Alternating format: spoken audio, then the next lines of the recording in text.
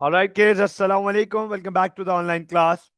So, in our previous class, we initiated financial statements of limited company. हमने अपनी last two classes में limited company के financial statements को पढ़ना शुरू किया है. हमने दो क्लास पहले इनकम स्टेटमेंट अंडरस्टैंड की थी बहुत डिटेल में.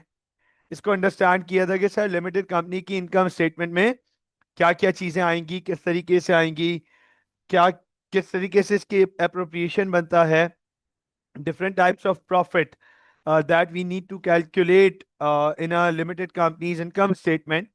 हमने ये लास्ट टू क्लास बैक बहुत डिटेल में अंडरस्टैंड किया. हमने लास्ट क्लास में statement of financial position start की. हमने लास्ट क्लास में statement of financial position of a limited company start की. हमने उस क्लास में बहुत डिटेल में अंडरस्टैंड किया कि सर नॉन करंट एसेट्स और करंट एसेट्स बिल्कुल वैसे ही रूटीन होते हैं.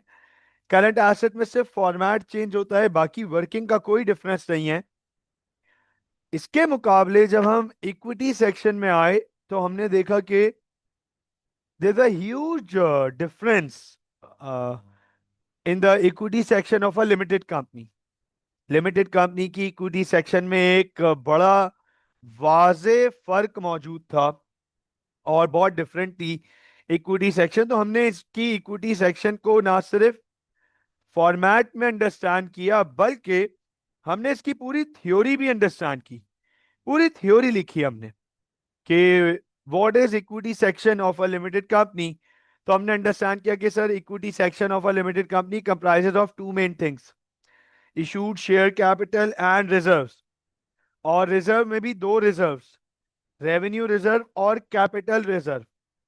और लास्ट टाइम आप लोगों को लास्ट क्लास में सिर्फ यहां तक बताया था कि capital reserve they are not made out of profit, they are not created out of profit, rather they are created out when changes in SOFP.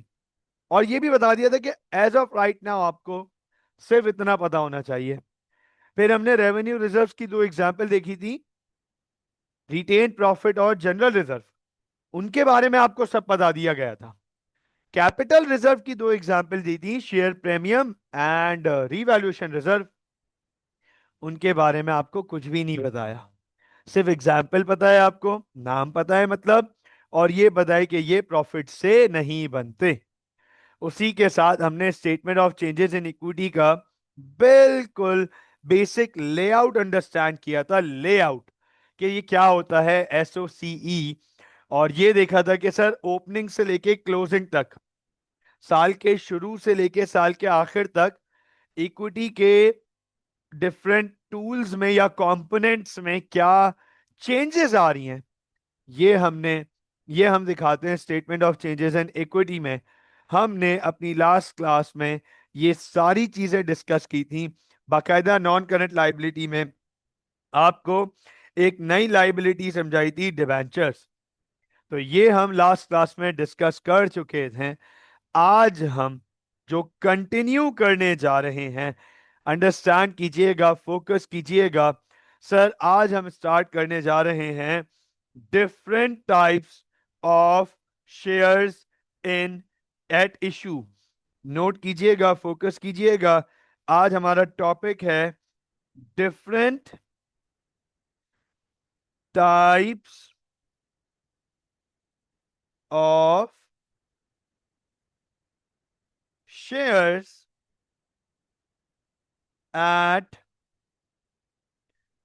Issue. कि सर जो कंपनी शेयर इशू करती है, जब कंपनी शेयर इशू करती है तो उसमें अलग अलग वेरिएशन मौजूद है, उसमें वेरिएशन मौजूद है, अलग अलग टाइप्स मौजूद है. तो अब उन टाइप्स को अंडरस्टैंड करना है.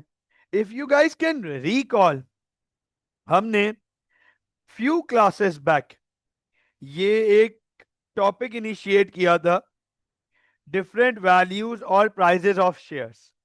डिफरेंट वैल्यूज और प्राइजेस ऑफ शेयर्स, ये हमने चंद क्लास पहले, फ्यू क्लासेस बैक, ये टॉपिक हमने इनिशिएट किया था. और उसमें मैंने आपको ये पढ़ाया था कि एक वैल्यू होती है हमारे पास शेयर की, पार वैल्यू. एक वैल्यू हमारे पास शेयर की होती है पार वैल्यू। इसको हम फेस वैल्यू भी कहते हैं, नॉमिनल वैल्यू भी कहते हैं, और रजिस्टर्ड वैल्यू भी कहते हैं। और ये वो वैल्यू होती है जो हमने रजिस्ट्रार के पास शेयर की वैल्यू रजिस्टर कराई होती है। राइट, हमने रजिस्ट्रार के पास जो वैल्यू रजिस्टर कराई होती है उसे हम पार वैल्यू कहते हैं।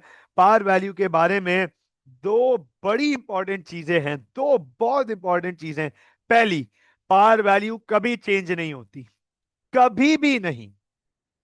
मुझे याद आ रहा है, बिल्कुल याद आ रहा है कि इसी पॉइंट पे कियान ने मुझे एक मैसेज किया था कि सर, वैल्यू तो स्टॉक एक्सचेंज की चेंज होती है, शेयर की वैल्यू तो चेंज होती है, आप कह रहे पार वैल्यू कभी चेंज नहीं होती। तो कियान की ही बात पे मैंने आगे इसको बताया था कि हम एक और प्राइस पढ़ते हैं जिसको हम मार्केट प्राइस कहते हैं। जो चेंज होती है वो मार्केट प्राइस होती है। और मार्केट प्राइस क्या होती है? वो प्राइस जो स्टॉक एक्सचेंज पे हमारे प्राइस, हमारे शेयर की अवेलेबल होती है। अब पार वैल्यू और मार्केट वैल्यू में फर्क हो सकता है, और फर्क होता भी है।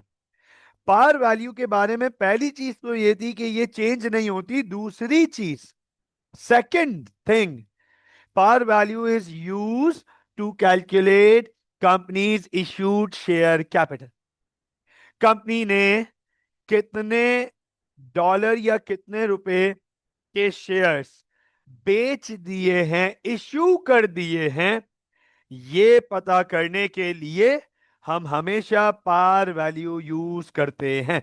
We will always use par value, हमेशा हम पार वैल्यू को यूज करेंगे। और ये बात यहां पे भी लिखी हुई है। It is par value which is use to value companies share capital, issued share capital, issued share capital.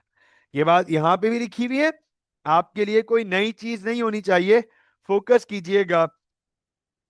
Issued share capital, it is issued capital which is used when valuing share capital of company। Company का share capital जो हम value करते हैं वो issued capital के through करते हैं। और ये नोट कर लीजिएगा, इक्विटी सेक्शन में क्या लिखा हुआ है, ये देखो। Issued share capital is always calculated by using par value. आज आपको बाकायदा इसकी एप्लीकेशन और एग्जाम्पल नजर भी आएगी और समझ भी आएगी ये बात। तो सर, आज हम जो स्टार्ट करने जा रहे हैं, फोकस कीजिएगा, अटेंशन दीजिएगा। हम different values and prices of shares से हम स्टार्ट कर रहे हैं। Different types of shares at issue. हमारे पास सबसे पहली चीज आ जाती है, सबसे पहला इशू आ जाता है normal issue at par value. अच्छा, आप अंडरस्टैंड कीजिएगा, अंडरस्टैंड कीजिएगा। Normal issue at par value, इसका मतलब बिजनेस जो है ना, बिजनेस कंपनी, वो नॉर्मल शेयर इशू करी है। नॉर्मल मतलब ऑर्डिनरी शेयर्स, नॉर्मल मतलब ऑर्डिनरी शेयर्स वो इशू करी है, और कर रही है पार वैल्यू के ऊपर। कौन सी वैल्यू के ऊपर? पार वैल्यू के ऊपर। इस पे फोकस रखना है, फोकस रखना है। मैं आपके सामने पहले जरा इसकी डिस्क्रिप्शन लिख रहा हूं। मैं आपके सामने पहले इसकी जरा डिस्क्रिप्शन लिख रहा हूं, फोकस कीजिएगा। It is where company issues new shares but at par value। This brings money, cash into the business, and also increases the issued share capital. अच्छा, नाम से अगर आप इसको गौर से देखो ना, शेयर कैपिटल को अगर आप नाम से गौर से देखो, इशूड, इशूड शेयर कैपिटल, मतलब कंपनी ने ऑलरेडी ये शेयर इशू किए हुए हैं और इससे पैसा रेस किया हुआ है, इससे पैसा रेस किया हुआ है। इशूड, कंपनी ने ये शेयर ऑलरेडी सेल कर दिए हैं, इशू कर दिए हैं, बेच दिए हैं, मार्केट में इशू कर दिए हैं, मार्केट में फ्लोट कर दिए हैं। Issued share capital. अब आप मुझे ये बताएं, अंडरस्टैंड कीजिएगा, इस बात को फोकस कीजिएगा। कंपनी जब नए शेयर इशू कर रही है, कंपनी जब नए शेयर बेच रही है, तो क्या कंपनी का शेयर कैपिटल बढ़ रहा है? क्या कंपनी का शेयर कैपिटल इंक्रीज हो रहा है? When company is issuing shares, when company is issuing shares, तो क्या कंपनी का issued शेयर कैपिटल इंक्रीज हो रहा है? यस सर, यस सर, बिल्कुल यही है, यस सर, राइट। अच्छा, एक और सवाल, क्या कंपनी के पास शेयर्स बेचने के बाद पैसे आ रहे हैं? इस कंपनी अर्निंग अमाउंट, इस कंपनी रिसीविंग मनी? क्या कंपनी के पास शेयर्स बेच के पैसे आ रहे हैं? तो money is also coming into the business, right, money is also coming into the business, और साथ साथ उसका इश्यूड शेयर कैपिटल भी इंक्रीज हो रहा है। फोकस कीजिएगा, यहां बड़ा इंपॉर्टेंट पार्ट आ जाता है, एक बहुत इंपॉर्टेंट पार्ट आ जाता है सर, डबल एंट्री। ये देखिएगा, एक बड़ा इंपॉर्टेंट पार्ट आ जाता है यहां पे, डबल एंट्री, कि जब भी हम शेयर्स पार वैल्यू पे सेल करेंगे, जब भी हम शेयर्स पार वैल्यू पे सेल करेंगे, तो हमारे पास डबल एंट्री क्या होगी?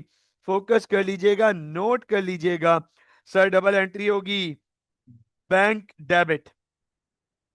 बैंक में पैसे आ रहे हैं, बैंक डेबिट करेंगे, शेयर बेचेंगे तो पैसे आएंगे कंपनी के पास, बैंक में पैसे आएंगे, बैंक की वैल्यू इंक्रीज होगी, बैंक को डेबिट करेंगे, और कंपनी का इश्यूड शेयर कैपिटल इंक्रीज हो रहा है, और कंपनी का इश्यूड शेयर कैपिटल इंक्रीज हो रहा है। कैपिटल इंक्रीज होता है तो क्रेडिट करते हैं, ordinary, ordinary issued share capital, इसको क्रेडिट करेंगे, इसको क्रेडिट करेंगे, और ये भी बता दूं, ये हम क्रेडिट करेंगे हमेशा, हमेशा पार वैल्यू से। कुछ भी हो जाए, इशूड शेयर कैपिटल का ताल्लुक पार वैल्यू से होता है, ये भूलना नहीं है, ये पॉइंट मिस नहीं करना है। इशूड शेयर कैपिटल का ताल्लुक पार वैल्यू से होता है, और ये आपके लिए नई चीज, अनोखी चीज नहीं होनी चाहिए। आप नोट कर लीजिएगा sir, it is par value which is use to value company share capital, issued share capital. और इशू, इधर इधर एक कैपिटल पे भी लिखाया हुआ है, ये कैपिटल भी लिखाया हुआ है आपका, ये देखो, कैपिटल आपके सामने आने वाला है, इशूड शेयर कैपिटल आपके सामने आ रहा है। नोट कीजिएगा, फोकस कीजिएगा, इशूड शेयर कैपिटल पे भी हमने ये लिखा हुआ है, issued share capital is always calculated by using par value. हम इशूड शेयर कैपिटल को हमेशा कैलकुलेट करते हैं पार वैल्यू के थ्रू। देख लें जरा, issued share capital is always calculated by using par value, यही आपके सामने यहां पे लिखा है, यही आपके सामने शो भी कर दिया। अब सवाल आ जाता है स्टूडेंट्स का कि सर, क्या मतलब है अगर इसकी कोई कैलकुलेशन, कोई वर्किंग हो जाए, कोई एग्जाम्पल हो जाए? तो आपके सामने एग्जाम्पल मौजूद है, मैं आपके सामने आपका पहला सवाल अटेम्प्ट करने जा रहा हूं। फोकस रखिएगा, अंडरस्टैंड कीजिएगा। ABC limited provided the following information: ordinary issued share capital $1, अच्छा ये बताओ, ये $1 क्या है? What do we mean by $1 over here? ये लिखा हुआ है ordinary issued share capital $1। What do we mean by $1? ये $1 का क्या मतलब है? What is $1 over here? Ordinary issued share capital $1 लिखा हुआ है। तो guys what do we mean by $1 over here? ये $1 क्या है?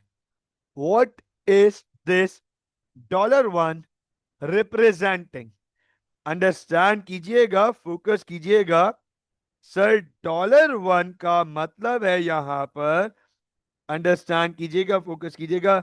सर $1 का मतलब है यहां पे that this is par value. ये पार वैल्यू है, ये पार वैल्यू है। उमर बिल्कुल ठीक बेटा, कियान बिल्कुल ठीक बेटा, शायान बिल्कुल ठीक, absolutely right. Sir this is par value, ये पार वैल्यू है। आप याद रखिएगा, हमेशा हमेशा शेयर कैपिटल के साथ जो वैल्यू प्रोवाइडेड होगी वो पार वैल्यू है। इश्यूड शेयर कैपिटल के साथ जो वैल्यू अवेलेबल होगी सर वो पार वैल्यू है। अब आप इधर फोकस कीजिएगा, ये लिखा हुआ है 100,000। सुन लीजिएगा, ये शेयर कैपिटल है, मैं इसको बहुत क्लियरली बता रहा हूं। ये शेयर कैपिटल है इन डॉलर फॉर्म, और ये एक शेयर की पार वैल्यू है। ये एक शेयर की पार वैल्यू है और ये सारे शेयर का कैपिटल है। आपको मैं इधर बता दूं, सुन लीजिएगा।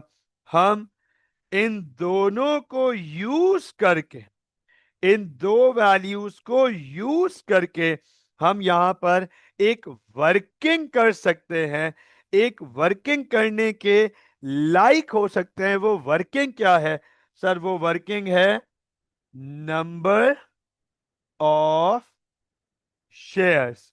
हम नंबर ऑफ शेयर्स निकाल सकते हैं, हम नंबर ऑफ शेयर्स निकाल सकते हैं। हाँ भाई, मुझे जरा बताएंगे, शेयर कैपिटल है 1 लाख का, शेयर कैपिटल है 1 लाख का। मैं आपसे सवाल पूछूंगा, आप सबसे सवाल पूछ रहा हूं, इसका जवाब दीजिएगा ताकि आप लोग भी इन्वॉल्व रहें, आपकी भी अंडरस्टैंडिंग हो जाए। और सवाल बहुत आसान है और जवाब बहुत आसान है। सवाल बहुत आसान है। हाँ बिल्कुल बिल्कुल यही है। एक शेयर $1 का है और 100,000 शेयर कैपिटल है। मैं ये पूछना चाहूंगा, बताओ कितने नंबर ऑफ शेयर्स होंगे? एक शेयर $1 का है और शेयर कैपिटल 100,000, 1 लाख का शेयर कैपिटल है, तो बताओ नंबर ऑफ शेयर्स कितने हो गए? Very good Kian, very good Shayan, very good Umar, very good Hamza, बिल्कुल ठीक सर, बिल्कुल ठीक सर। 1 लाख शेयर ही हो गए ना? मूसा, अली, शान से 1 लाख का शेयर कैपिटल है और एक शेयर $1 का है। इसका मतलब कंपनी ने 1 लाख शेयर ही बेचे हुए हैं। इसका मतलब कंपनी ने 100,000 शेयर्स, कंपनी ने 100,000 शेयर्स ही सेल किए हुए हैं। इसे हम कहते हैं number of shares already in issue. इसे कहते हैं number of shares already in issue and amount of capital that have been raised, that have been raised by selling these shares at par value. अब आप note करना, focus करना, यहां है हमारे पास शेयर प्रीमियम। अच्छा, अभी तक आप लोगों ने शेयर प्रीमियम के बारे में कुछ खास नहीं पढ़ा है, पढ़ेंगे पढ़ेंगे। अभी तक आप लोगों ने कुछ खास नहीं पढ़ा, सिर्फ इतना पता है ये कैपिटल रिजर्व है, बस इतना पता है ये कैपिटल रिजर्व है। कंपनी के पास शेयर प्रीमियम है 20,000 का, उसके बाद रिटेन अर्निंग्स 10,000 है, जनरल रिजर्व 5,000 है।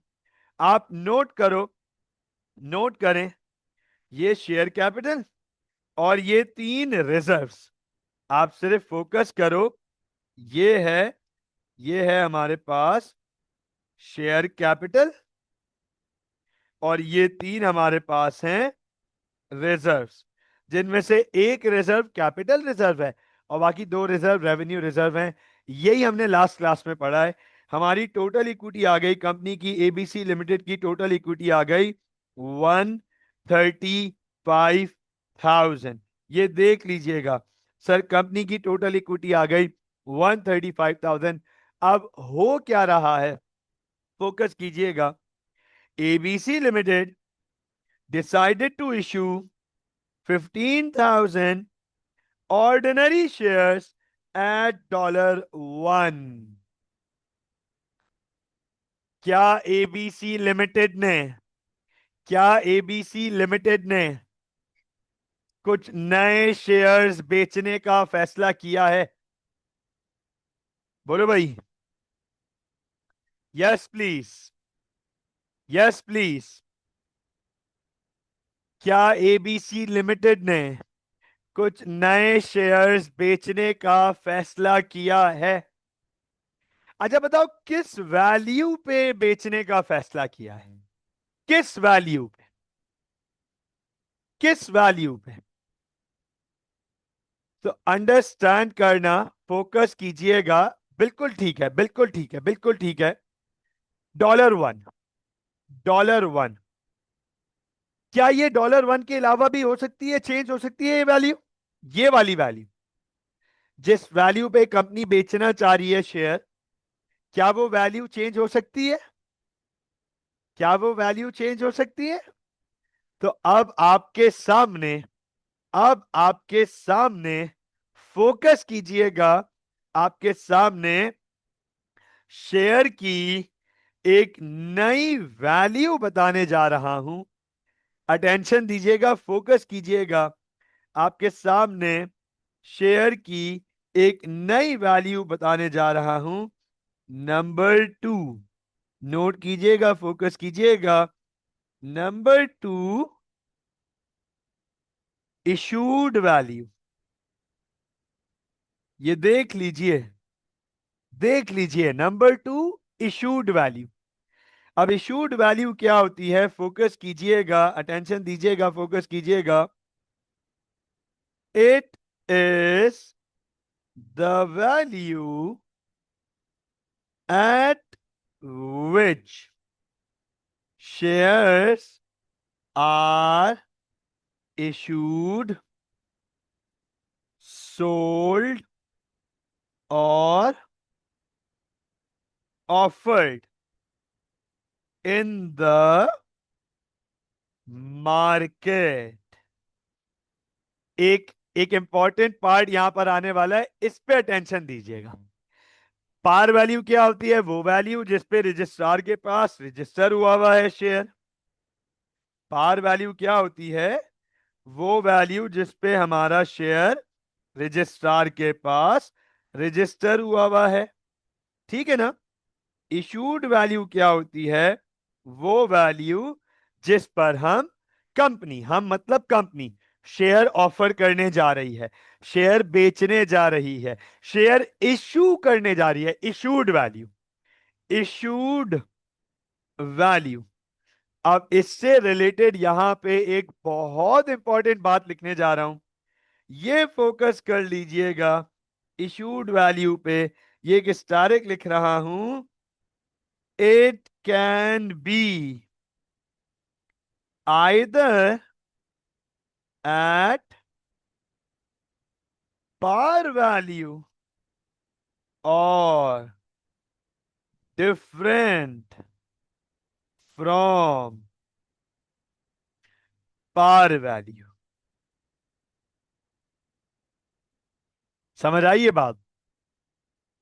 शेयर्स हम मतलब कंपनी पार वैल्यू पे भी इशू कर सकते हैं।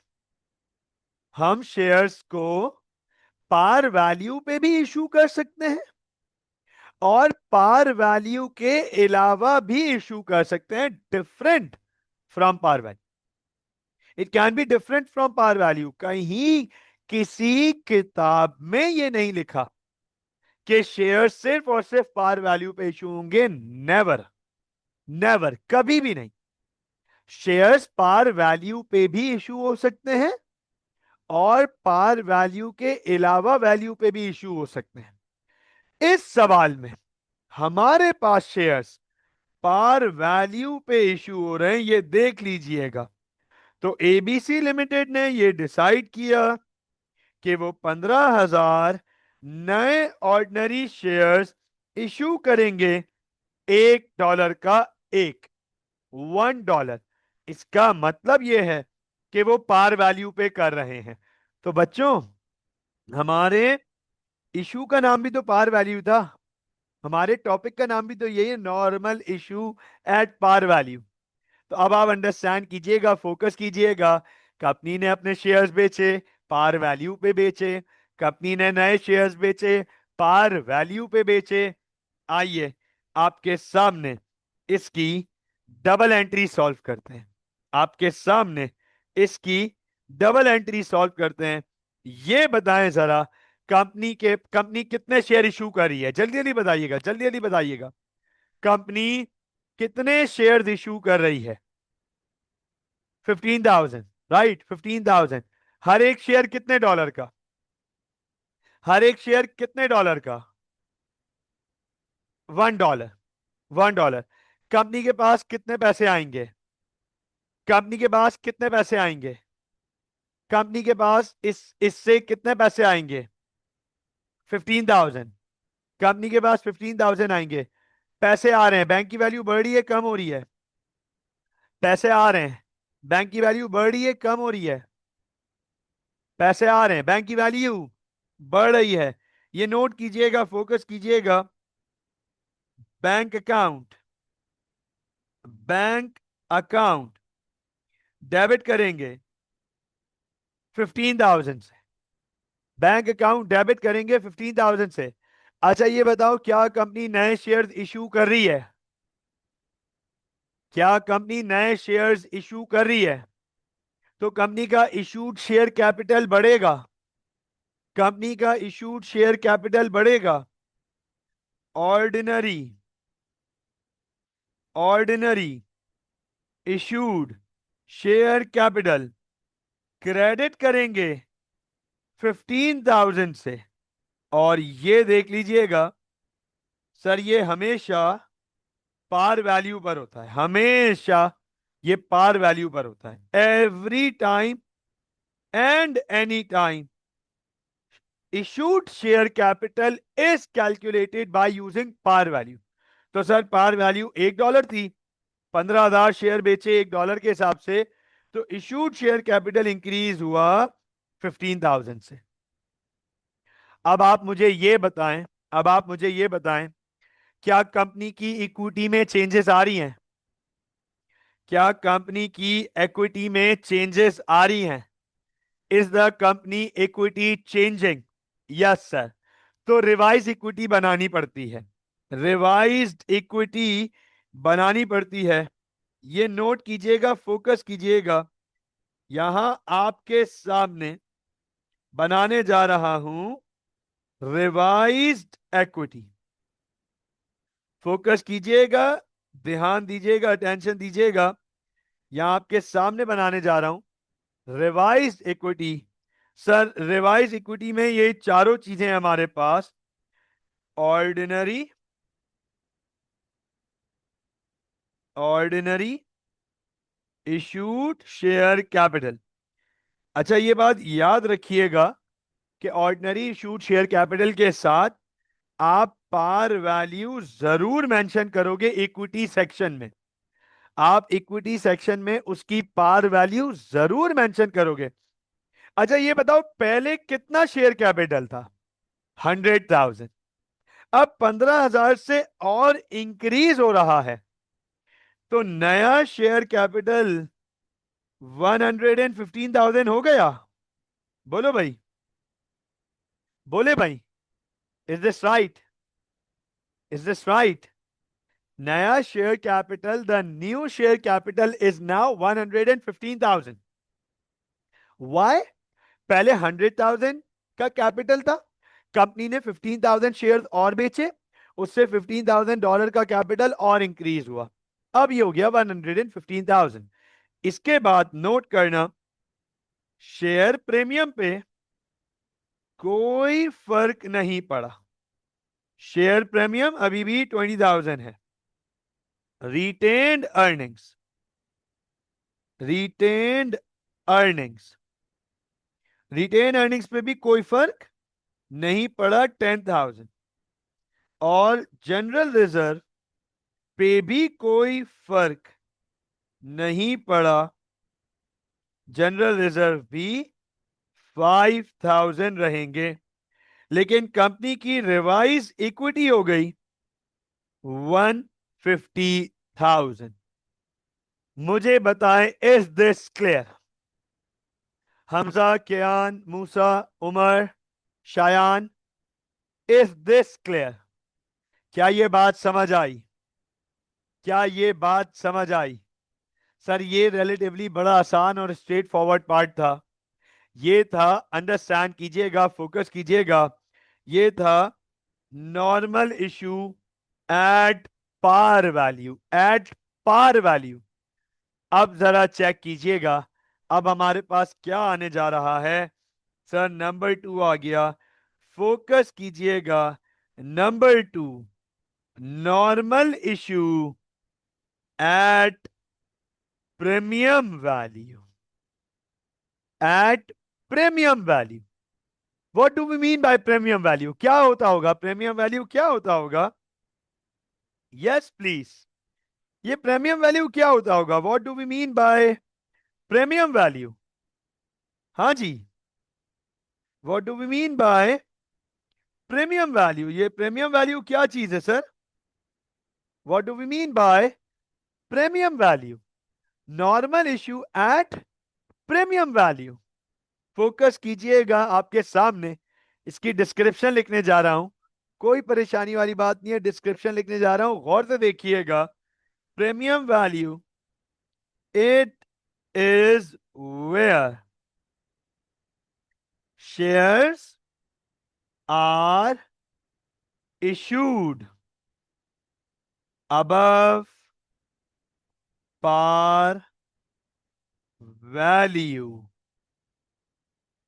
above par value। जब कंपनी शेयर बेचेगी पार वैल्यू से ऊपर, पार वैल्यू से ऊपर, पार वैल्यू तो उसकी रजिस्ट्रार के पास लिखी हुई है, रजिस्टर्ड है। उससे ऊपर अगर कंपनी, उससे ऊपर प्राइस में, पैसों में, वैल्यू में कंपनी अगर शेयर बेचती है तो हम उसे कहते हैं प्रीमियम वैल्यू। प्रीमियम वैल्यू क्या होता है? पार वैल्यू से ऊपर बेचा जा रहा है शेयर।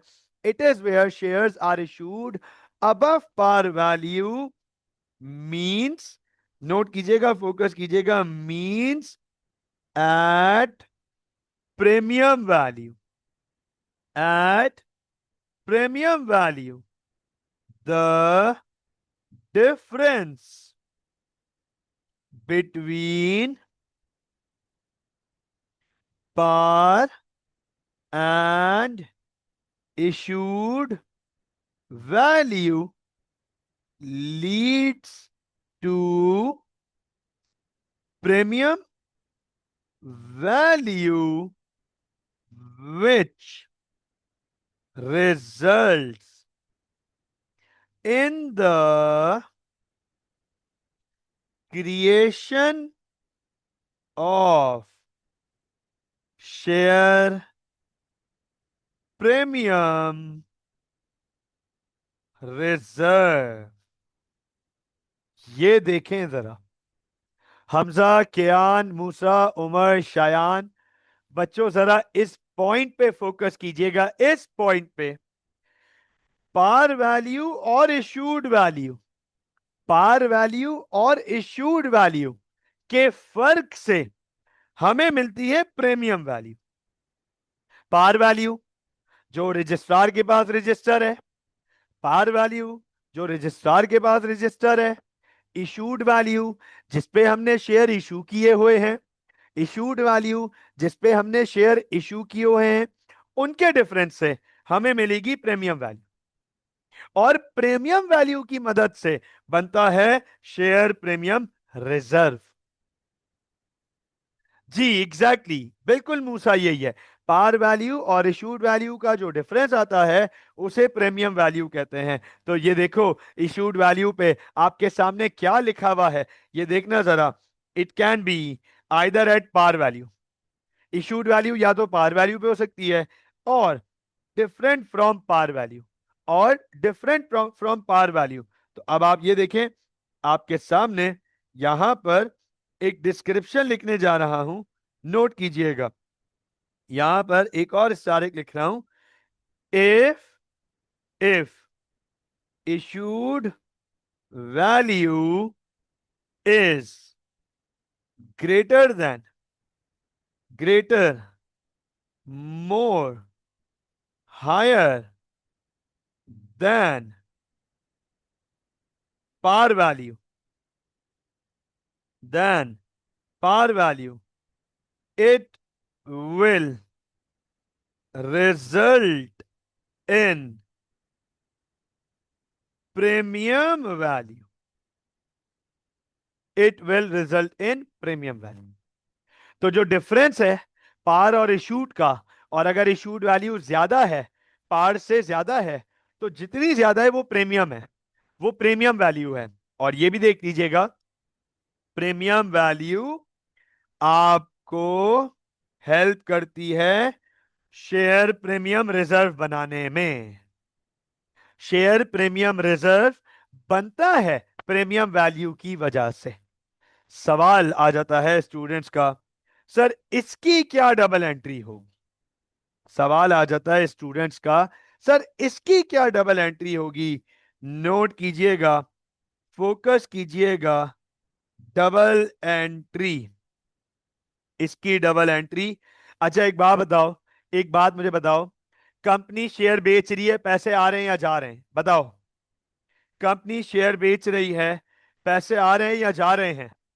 अब प्रीमियम पे बेच रही है, अब पार से ऊपर के पैसों में बेच रही है, पैसे आ रहे हैं या जा रहे हैं कंपनी के पास से? जी हमजा, कियान, मूसा, उमर, शायान, पैसे आ रहे हैं, पैसे आ रहे हैं, राइट। बैंक की वैल्यू बढ़ रही है, तो बैंक को करेंगे डेबिट, बैंक को करेंगे डेबिट, बैंक अकाउंट डेबिट। अच्छा ये बताओ, कंपनी का क्या इशूड शेयर कैपिटल बढ़ रहा है? कंपनी नए शेयर इशू बेच रही है, नए शेयर इशू कर रही है, कंपनी नए शेयर इशू कर रही है, तो कंपनी का इशूड शेयर कैपिटल बढ़ेगा। ये नोट कीजिएगा, ordinary, ordinary issued share capital, ये क्रेडिट होगा, इंक्रीज हो रहा है, फोकस कीजिएगा, नोट कीजिएगा, लेकिन ये पार वैल्यू से ही होगा, पार वैल्यू से। अब अंडरस्टैंड करना, लेकिन हमारे पास जो पैसे आ रहे हैं वो तो प्रीमियम पर आ रहे हैं, और प्रीमियम और पार में फर्क है। तो जो फर्क है, जो डिफरेंस है, उससे आप बनाएंगे शेयर प्रीमियम का रिजर्व, और शेयर प्रीमियम रिजर्व को क्रेडिट करेंगे, शेयर प्रीमियम रिजर्व को क्रेडिट करेंगे, लिखेंगे प्रीमियम वैल्यू। ये प्रीमियम वैल्यू से शेयर प्रीमियम बनेगा, प्रीमियम वैल्यू से। Issued share capital par value से। बॉस ये चेंज नहीं होना है, ये चेंज नहीं होना है, ये प्रिंसिपल हमारा लिमिटेड कंपनी के साथ सारी जिंदगी अटैच्ड है। Issued share capital is always valued by using par value, चाहे वो प्रीमियम पे ही क्यों ना इशू किया हुआ हो, शेयर कैपिटल पार वैल्यू से ही मेजर किया जाएगा। अब स्टूडेंट कहते हैं कि सर यहां पे कोई एग्जाम्पल हो जाए तो आसान हो जाएगा, समझ आ जाएगी बात। आइए आपके सामने एग्जाम्पल मौजूद है। Example number 2, ABC limited provided the following information. अच्छा अगर आप देखो, dot information as it is question 1 वाली कॉपी हो रही है यहां पे, बिल्कुल डिट्टो वही इंफॉर्मेशन हमारे पास आ रही है। मतलब अगर मैं यहां से इसको कॉपी कर लूं ना, इसको नोट कीजिएगा। अगर मैं यहां से इसको कॉपी कर लूं और फोकस कीजिएगा, यहां क्वेश्चन नंबर 2 की इंफॉर्मेशन पे इसको पेस्ट कर दूं, ये देखो जरा सर, ये डॉट सेम बैठी है, डॉट, ये डॉट सेम बैठी है आके। आप नोट करो। अब इधर एक वैल्यू, एक शेयर $1 की पार का है, पार वैल्यू वही है पुराने वाले सवाल में। लेकिन सर फिर सर डिफरेंस क्या है क्वेश्चन 1 और क्वेश्चन 2 में? डिफरेंस है यहां, ABC limited decided to issue 15,000 ordinary shares at $1.3। ये बताओ कंपनी ने इस दफा किस वैल्यू पे बेचने का फैसला किया है? हाँ भाई, हमजा, कियान, मूसा, उमर, शायान, कंपनी ने इस दफा किस वैल्यू पे बेचने का फैसला किया है? सर 1.3। 1.3। अब आप मुझे एक बात बताओ, एक सवाल है, कियान, कियान एक क्वेश्चन है, जवाब चाहिए बेटा। क्या कंपनी पार वैल्यू से ऊपर वैल्यू पे शेयर बेच रही है? हाँ भाई गाइस, क्या कंपनी पार वैल्यू से ऊपर वैल्यू पे शेयर बेच रही है? Yes sir, yes sir. तो क्या, अब आप नोट करना, फोकस करना। कंपनी ने डिसाइड किया कि वो 15,000 नए ऑर्डिनरी शेयर्स इशू कर रहे हैं, करेंगे 1.3 पे, 1.3 पे। क्या ये 1.3 प्रीमियम वैल्यू हो गई? क्या ये 1.3 प्रीमियम वैल्यू हो गई? अब इसकी वर्किंग करनी पड़ेगी, अब हमें इसकी वर्किंग करनी पड़ेगी। मुझे ये बताएं, कितने शेयर्स बेच रहे हैं और कितने डॉलर पे बेच रहे हैं, कंपनी के पास पैसे कितने आएंगे? 15,000 शेयर्स बेच रहे हैं, $1.3 के हिसाब से बेच रहे हैं। 15,000 शेयर्स बेच रहे हैं, $1.3 के हिसाब से बेच रहे हैं। बताओ कंपनी के पास कितना पैसा आएगा? बताओ कंपनी के पास कितना पैसा आएगा? सर कंपनी का बैंक अकाउंट बढ़ेगा, कंपनी के बैंक अकाउंट को डेबिट करेंगे, बैंक अकाउंट को डेबिट करेंगे 19,500 से। Is this right Musa, is this right? Company के पास $19,500 आएंगे, 19,500। ठीक है ना? अच्छा, अब ये बताओ, क्या कंपनी कुछ नए शेयर बेचे हैं? क्या कंपनी ने कुछ नए शेयर बेचे हैं? जल्दी से जवाब चाहिए इसका, क्या कंपनी ने कुछ नए शेयर्स बेचे हैं? बेचे हैं ना? तो इसका मतलब कंपनी का इशूड शेयर कैपिटल इंक्रीज होगा। इसका मतलब कंपनी का इशूड शेयर कैपिटल इंक्रीज होगा। इशू कर रहे हैं ना, नए शेयर इशू किए हैं, तो कैपिटल इंक्रीज होगा। Ordinary issued share capital, focus कीजिएगा। Sir ordinary issued share capital ये इंक्रीज होगा 15,000 से, ये 15,000 से इंक्रीज होगा, 19,500 से इंक्रीज नहीं होगा। बताओ ये क्यों 15,000 से इंक्रीज होगा? Y? Why it is increasing by only 15,000? Why not 19,500? Why it is increasing by 15,000 and why not 19,500? क्योंकि सर हम इशूड कैपिटल को हमेशा पार वैल्यू से मेजर करते हैं, पार वैल्यू। और पार वैल्यू तो $1 ही है ना, इस सवाल में भी पार वैल्यू, इस सवाल में भी $1 है। अब मेरा आप लोगों से एक सवाल है, मुझे ये बताओ जरा, मुझे ये बताओ जरा, क्या डबल एंट्री पूरी हो गई है? क्या डेबिट और क्रेडिट बराबर हो गया है? चेक कर लो जरा, चेक कर ले जरा, क्या डबल एंट्री बराबर हो गई है? शायान, कियान, क्या डबल एंट्री बराबर हो गई है? नो सर, डिफरेंस आ रहा है। ये और बेटा मूसा, हम ऑर्डिनरी, देखो ना, इस पे पहले से बता चुके हैं, ऑर्डिनरी इशूड शेयर कैपिटल ये पार वैल्यू से मेजर किया जाएगा, पार वैल्यू। और पार वैल्यू इस सवाल में भी $1 है। तो कंपनी ने 15,000 जो शेयर बेचे हैं, भले वो 1.3 पे बेचे हैं, शेयर कैपिटल $1 से ही कैलकुलेट किया जाता है। जो ऊपर की वैल्यू है वो प्रीमियम है और उससे बनेगा शेयर प्रीमियम। बताओ जरा दोनों का डिफरेंस कितना आ रहा है। पहले तो जनरल डिफरेंस देख के बता दो। सीधा सीधा डिफरेंस नजर आ रहा है, सीधा सीधा डिफरेंस नजर आ रहा है कि सर डेबिट साइड 19,500 से है और क्रेडिट साइड 15,000 से है।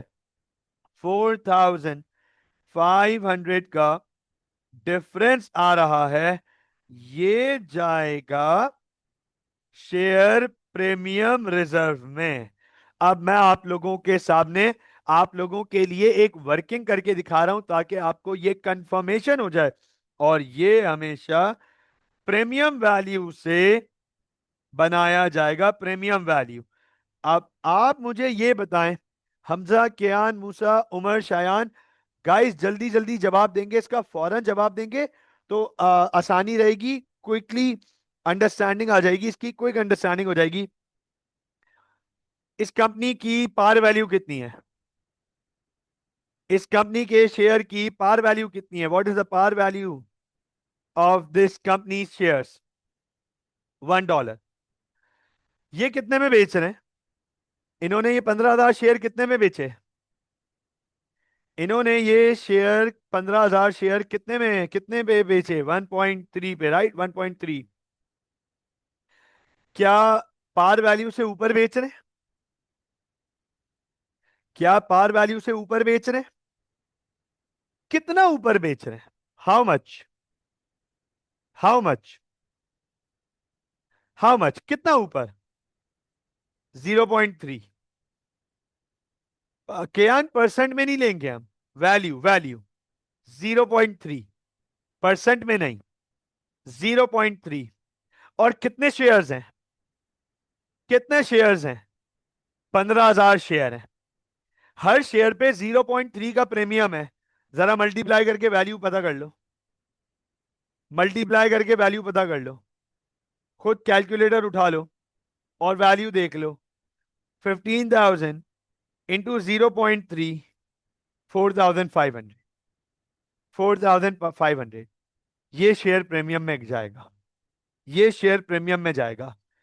Anything above par will result in premium, will result in premium and will go to share premium reserve, will go to share premium reserve। अब आप मुझे ये बताओ, क्या कंपनी की इक्विटी चेंज हो रही है? बोले भाई, क्या कंपनी की इक्विटी चेंज हो रही है? यस प्लीज जल्दी से बताएं। क्या कंपनी की इक्विटी चेंज हो रही है?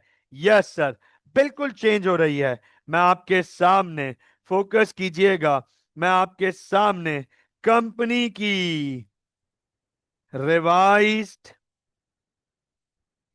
इक्विटी बनाने जा रहा हूं। रिवाइज्ड इक्विटी नोट कीजिएगा, फोकस कीजिएगा। सबसे पहले आएगा हमारे पास ऑर्डिनरी इशूड शेयर कैपिटल, वही रहेगा $1, $1। Ordinary issued share capital $1। Attention दीजिएगा, फोकस कीजिएगा, $1। सर पहले 1 लाख का कैपिटल था, फिर ये 15,000 इंक्रीज हो गया, तो ये हो गया 115,000। उसके बाद शेयर प्रीमियम, शेयर प्रीमियम पहले से शेयर प्रीमियम में मौजूद थे 20,000, पहले से मौजूद थे 20,000। शेयर प्रीमियम इंक्रीज हुआ 4,500 से, शेयर प्रीमियम हो गया 24,500। देख लें जरा, 24,500 का शेयर प्रीमियम हो गया। इसके बाद रिटेन अर्निंग्स, रिटेन्ड अर्निंग्स ये 10,000 ही रहेंगी। General reserve 5,000। अब आप नोट करें, सर जनरल रिजर्व और रिटेन अर्निंग्स पे कोई फर्क नहीं पड़ेगा, जनरल रिजर्व और रिटेन अर्निंग पे कोई फर्क नहीं पड़ेगा। ये हो जाएगा 154,500 रिवाइज्ड इक्विटी। रिवाइज इक्विटी हो गई 154,500, जिसमें शेयर कैपिटल में भी फर्क आया और शेयर प्रीमियम में भी फर्क आया। मुझे बताएं, is this clear? Yes please, मुझे बताएं, इज दिस क्लियर? क्या ये बात समझ आई? क्या ये बात समझ आई? जबरदस्त। तो अब आप अंडरस्टैंड करना, यहां पर हमारे सामने, अब नोट कीजिएगा, यहां अब हमारे सामने एक चीज बनती है। सर, शेयर प्रीमियम की अंडरस्टैंडिंग, फोकस कीजिएगा, अंडरस्टैंड कीजिएगा। हमने लास्ट क्लास में ये पढ़ा था, equity section of a limited company. हमने लास्ट क्लास में ये पढ़ा था, equity section of a limited company, और उसमें ये पढ़ा था, equity section of a limited company comprises of two main parts, issued share capital and reserves. और रिजर्व्स में ये पढ़ा था कि दो तरीके के रिजर्व्स होते हैं, एक रेवेन्यू रिजर्व और एक कैपिटल रिजर्व। रेवेन्यू रिजर्व को बहुत डिटेल में पहले भी पढ़ चुके थे, बस समझाना था कि ये कंपनी के प्रॉफिट से बनता है। कंपनी को प्रॉफिट होगा, कंपनी उस प्रॉफिट में से अमाउंट निकालेगी, रिजर्व में डालेगी, वो रेवेन्यू रिजर्व्स कहलाएंगे। कंपनी प्रॉफिट से जो रिजर्व नहीं बनते, उन्हें हम कैपिटल रिजर्व कहते हैं। कैपिटल रिजर्व कंपनी के प्रॉफिट से नहीं बनते, कंपनी उन्हें अपने प्रॉफिट से नहीं बनाती, बल्कि वो बनते हैं एसओएफपी में चेंजेस से। लास्ट टाइम तक आपको सिर्फ ये बताया था कि आपको ये पता होना चाहिए कि ये प्रॉफिट से नहीं बनते, एसओएफपी में चेंजेस से बनते हैं। इसकी एग्जांपल लिखाई थी शेयर प्रीमियम और रीवैल्यूएशन रिजर्व, और ये बताया था कि आपको with the passage of time आगे चल के ये क्लियरली बताता रहूंगा कि ये क्या होते हैं। तो आज आपके सामने यहां पे शेयर प्रीमियम की डिस्क्रिप्शन लिखने जा रहा हूं। शेयर प्रीमियम की डिस्क्रिप्शन लिखने जा रहा हूं। फोकस कर लीजिएगा। It is a capital reserve, means that it is not created out of profit। इसका मतलब ये कंपनी के प्रॉफिट से नहीं बना। Is this right? Is this right? बताएं जरा। अभी हमने थोड़ी देर पहले शेयर प्रीमियम की वैल्यू आइडेंटिफाई की।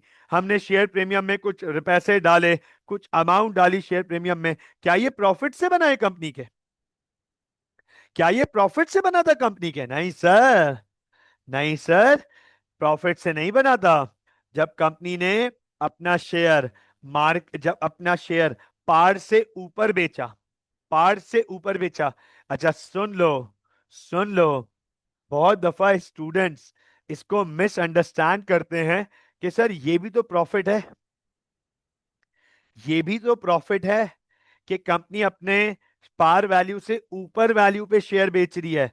तो सुन लीजिएगा बच्चों, ये प्रॉफिट नहीं है। This is not profit, this is not profit, this is related to equity, this is related to equity. Profit तो कंपनी को अपने ऑपरेशन से, अपनी ट्रेडिंग से, अपनी एक्टिविटीज से होगा, जो वो बिजनेस की सर्विस या गुड्स प्रोवाइड कर रहे हैं, उससे प्रॉफिट होता है। पार वैल्यू से ऊपर बेचने को प्रॉफिट नहीं कहते, प्रीमियम कहते हैं। तो अब आप अंडरस्टैंड करना, ये शेयर प्रीमियम कंपनी के प्रॉफिट से नहीं बनता, बल्कि rather rather it is created out of changes in sorry ये rather it is created when shares are being issued above par value। तो आप देखें, ये तब बनते हैं, शेयर प्रीमियम रिजर्व तब बनता है जब कंपनी अपने शेयर्स पार वैल्यू से ऊपर इशू करती है। आप मुझे बताएं, इज दिस क्लियर? क्या ये बात समझ आई? क्या ये बात समझ आई? अब यहां पर एक बहुत इंपॉर्टेंट सवाल आ जाता है, बहुत इंपॉर्टेंट सवाल कि सर इसका यूज क्या है? इसका यूज क्या है? शेयर प्रीमियम का यूज क्या है? एक बहुत इंपॉर्टेंट नोटिफिकेशन लिख के दे रहा हूं, एक बहुत इंपॉर्टेंट नोट लिख रहा हूं, उसके बाद आपको इसके यूज की क्यूरियोसिटी ज्यादा हो जाएगी। A very important note, a very very important note. Focus कीजिएगा, फोकस कीजिएगा। A very important note, share premium can never be used to pay dividends। क्या लिखा है? Share premium can never be use to pay dividends. हम share premium को कभी भी dividend देने के लिए यूज नहीं कर सकते, नहीं कर सकते, क्योंकि ये प्रॉफिट से नहीं बना, और डिविडेंड्स प्रॉफिट होता है। डिविडेंड की डेफिनेशन है part of the profit. Dividend की डेफिनेशन है part of the profit paid to share holders on their investment, on their investment. Share holder को उनकी इन्वेस्टमेंट पे कंपनी के प्रॉफिट का एक हिस्सा दिया जाता है, कंपनी के प्रॉफिट का। शेयर प्रीमियम प्रॉफिट ही नहीं है। इसका मतलब यह है कि अगर किसी साल, गाइस सुन लीजिएगा, इसका मतलब यह है कि अगर किसी साल कंपनी मुसीबत में आ गई और लॉस हो गया, और कंपनी के पास जनरल रिजर्व भी इनफ नहीं है, और कंपनी के पास इनफ रिटेन्ड अर्निंग्स भी नहीं है, नाइदर जनरल रिजर्व इनफ है नॉर रिटेन अर्निंग्स, दोनों ही इनफ नहीं है, सुन लीजिएगा, लेकिन शेयर प्रीमियम अवेलेबल है ठीक ठाक, तब भी कंपनी शेयर प्रीमियम से डिविडेंड्स नहीं दे सकती, नहीं दे सकती। अब सवाल और ज्यादा वैल्यूएबल हो जाता है, और ज्यादा इंपॉर्टेंट हो जाता है कि सर इसके यूज क्या है? Why, how, what is the use of share premium? हम पे शेयर प्रीमियम कब और कैसे यूज कर सकते हैं? बिल्कुल बिल्कुल उमर, नोट कीजिएगा। Number one, it can be used for bonus shares. अब बोनस शेयर्स क्या होते हैं? बिल्कुल परेशान होने की बात नहीं है। हमारे आगे जैसे ये राइट इशू है, और फिर हम पढ़ेंगे बोनस शेयर्स, तो आ जाएगा आने वाली क्लास में ही। बोनस शेयर्स है हमारे पास, तो अटेंशन दीजिएगा, फोकस कीजिएगा। बोनस शेयर्स के इशू होते वक्त हम शेयर प्रीमियम को यूज करते हैं। उसके बाद नंबर टू, जो सेकंड पॉइंट है हमारे पास, जो इसका सेकंड यूज होता है, to write off preliminary preliminary expenses. अब सर, मिसाल के तौर पे हमारी कंपनी है और हमने रजिस्ट्रार को कुछ छोटी मोटी अपडेट कराने भेज दी और उसका कुछ खर्चा आ गया, छोटा सा खर्चा आ गया, इक्विटी सेक्शन की कुछ वर्किंग थी और उससे रिलेटेड रजिस्ट्रार को हमने दिया अपडेट करने के लिए, तो उससे रिलेटेड कोई खर्चा आ गया सर, या हम अपने कंपनी के लीगल स्ट्रक्चर में कुछ चेंजेस कर रहे हैं, उससे रिलेटेड कोई छोटा मोटा मोटा खर्चा आ गया, तो सर प्रिलिमिनरी एक्सपेंसेस को राइट ऑफ करने के लिए हम शेयर प्रीमियम यूज कर सकते हैं। अपनी कंपनी ने पार्टनरशिप बिजनेस को टेक ओवर किया, तो सर उसके लिए टेक ओवर के टाइम अगर कोई लीगल डॉक्यूमेंटेशन का प्रिलिमिनरी एक्सपेंसेस में एक बड़ा खर्चा, एक एक बड़ा प्रोमिनेंट खर्चा लीगल डॉक्यूमेंटेशन का होता है, आप वो इससे सेटल डाउन करा सकते हो। और तीसरा तीसरा to settle issue of shares under par value, under par value, कि अगर पार वैल्यू से नीचे शेयर बेचे जा रहे हैं, सर पार वैल्यू पे बेचे जा रहे हो समझ आ गया, पार वैल्यू से ऊपर बेचे जा रहे हैं तो प्रीमियम है, लेकिन पार वैल्यू से नीचे भी तो शेयर बेचने पड़ सकते हैं हमें। हालात बहुत खराब हो गए, हमारी इकोनॉमी, हमारी कंपनी का दिवालिया निकलने वाला है, बहुत हाल बुरा है, हमारी कंपनी का शेयर खरीदने के लिए कोई रेडी नहीं है और हमें अर्जेंट कुछ पैसे चाहिए। सर हम नए शेयर्स पार वैल्यू से नीचे बेच सकते हैं, तो जो जितना नीचे बेचेंगे उसे प्रीमियम से एडजस्ट कराया जा सकता है। ये तीन यूजेस हैं शेयर प्रीमियम के, मुझे बताएं, इस दिस क्लियर?